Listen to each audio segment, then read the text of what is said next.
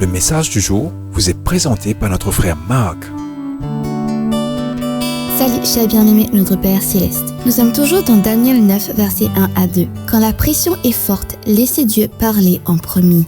Chers bien-aimés, que Daniel soit aujourd'hui notre enseignant dans la prière. Veuillez remarquer par où Daniel a commencé. Il a laissé Dieu lui parler avant de parler à Dieu. Daniel vit par les livres qu'il devait s'écouler 70 ans pour les ruines de Jérusalem, d'après le nombre des années dont l'Éternel avait parlé à Jérémie, le prophète. Daniel 9, 2. Cher bien-aimé, avant que Daniel ne prie, il a écouté. L'Écriture l'a affermi, lui a rappelé ce que Dieu avait déjà dit et lui a donné le bon cadre pour ceux qui allaient suivre. Cher bien-aimé, c'est la raison pour laquelle je vous encourage toujours à lire et à méditer la parole de Dieu, la Bible, chaque jour. S'il vous plaît, ne prenez pas cela à la légère.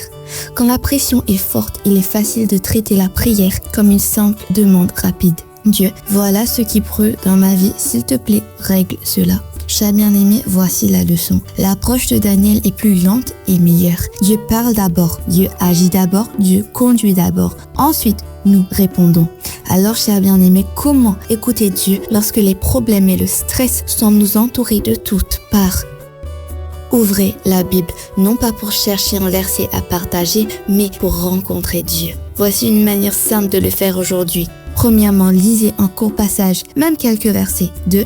Restez dessus suffisamment longtemps pour que le bruit dans votre esprit s'apaise. Troisièmement, demandez, Seigneur, que veux-tu me dire? Puis, faites une prière sincère basée sur ce que vous venez de lire. Chers bien-aimés, veuillez noter ceci. Daniel ne s'est pas présenté devant Dieu, prêt à faire un discours. Il est venu prêt pour une conversation. Et il a laissé Dieu donner le ton. Souvenez-vous que nous avons parlé du temps de qualité avec Dieu.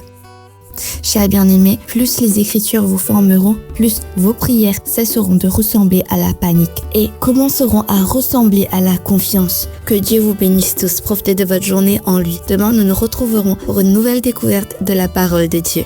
Au revoir. Si toi aussi tu crois que la parole de Dieu est une bénédiction, partage-la et sois une source de bénédiction pour les autres toi aussi.